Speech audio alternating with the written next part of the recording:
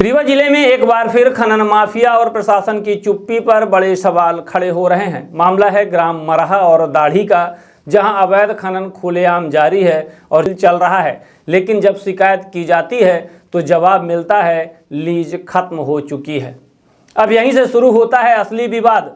हुजूर तहसील के एसडीएम और तहसीलदार यह कह रहे हैं कि दाढ़ी गांव की जेपी सीमेंट की लीज समाप्त हो गई, लेकिन दूसरी तरफ जेपी सीमेंट के अधिवक्ता सुशील कुमार तिवारी का दावा है कि और कहानी अलग ही बयां कर रही है।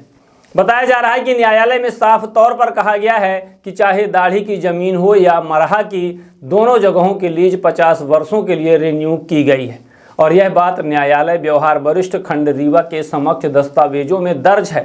अब सवाल ये उठता है कि अगर लीज अभी भी वैध है तो फिर खनन कौन कर रहा है, और अगर लीज समाप्त हो चुकी है तो फिर उसके नाम पर यह खेल क्यों?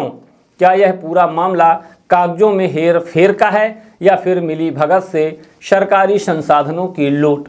सबसे गंभीर आरोप यह है कि जब एक कंपनी के नाम पर पहले से लीज है तो फिर खनिज विभाग ने उसी जमीन पर दूसरी लीज कैसे दे दी?